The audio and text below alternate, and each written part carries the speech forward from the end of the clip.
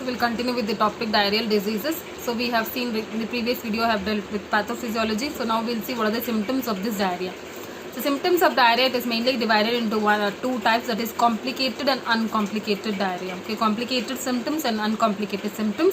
So in that first we'll see what are the uncomplicated symptoms of diarrhea. So in that uncomplicated symptoms of diarrhea, symptoms can be like abdominal bloating will be there, or abdominal cramps will be there. Okay, so abdominal bloating will be there, or abdominal cramps can be seen. Thin or loose stools will be there.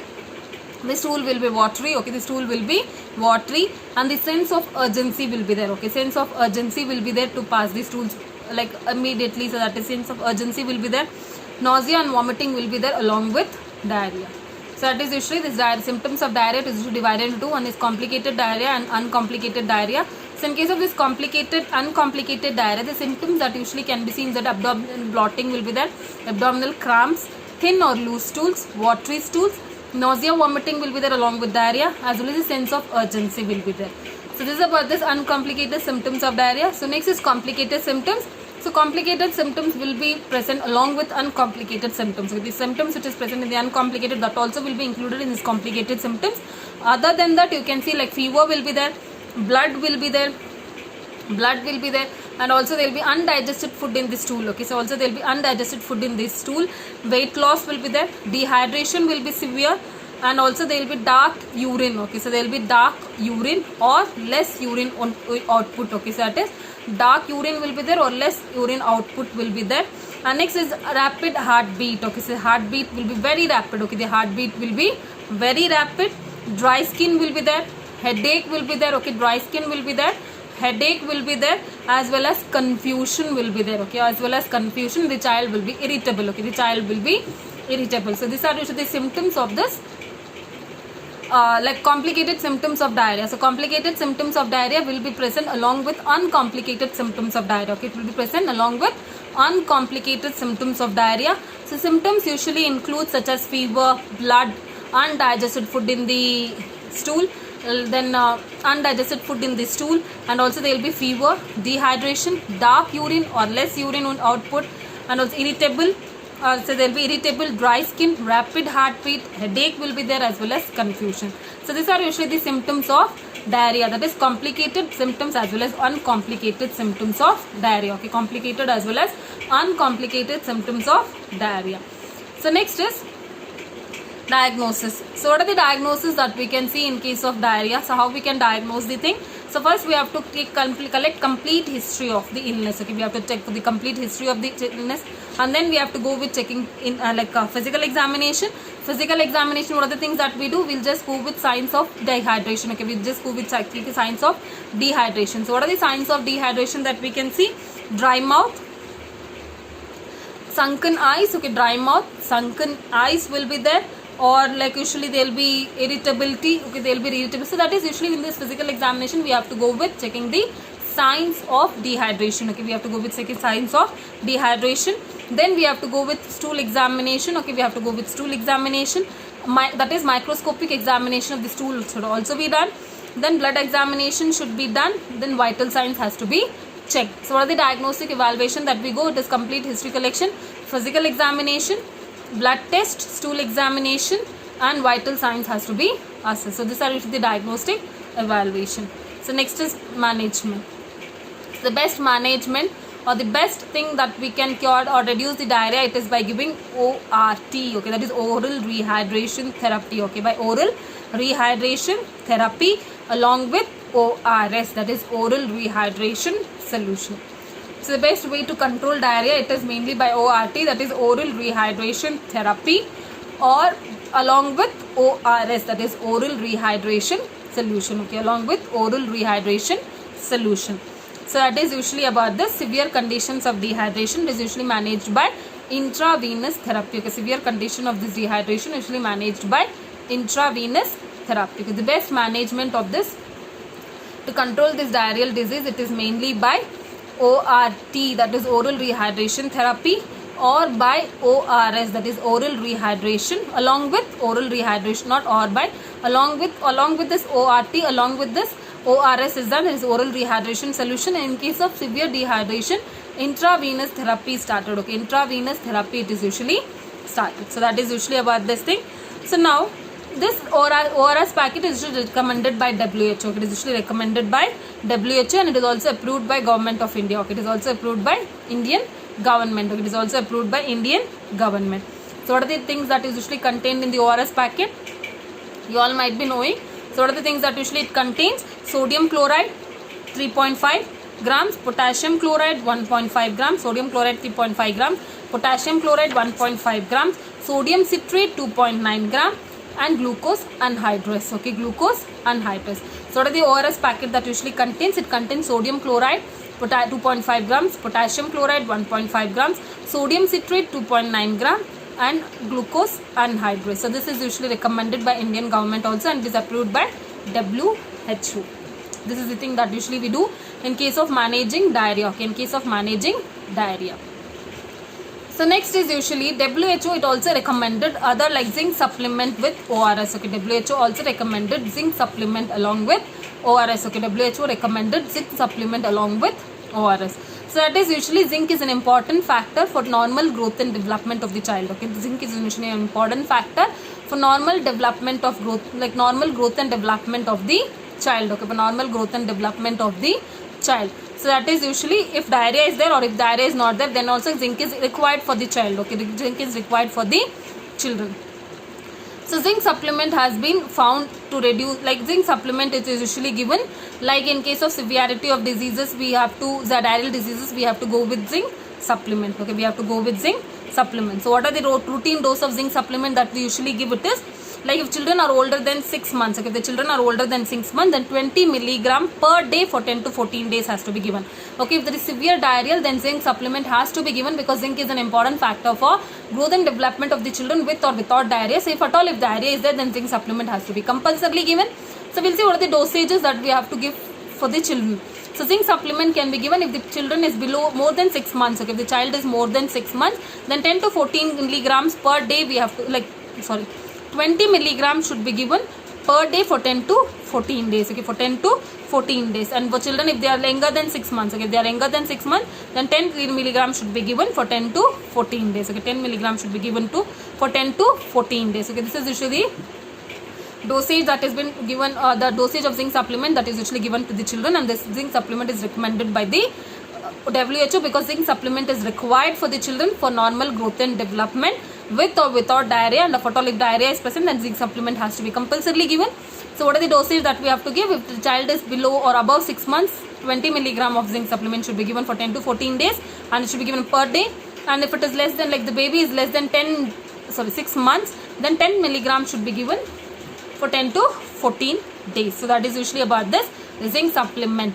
And next is how to rehydrate the child with ORS. Okay, how to rehydrate the child with ORS. The first thing that we have to do is that we have to wash our hands with soap and water before preparing the ORS solution. Okay, so that is we have to wash our hands with soap and water before preparing the ORS solution. Take 1 liter of potable water, drinking water. Okay, take 1 liter of potable drinking water. Mix entire packet of ORS in the water. Okay, mix entire packet of ORS in 1 liter of water.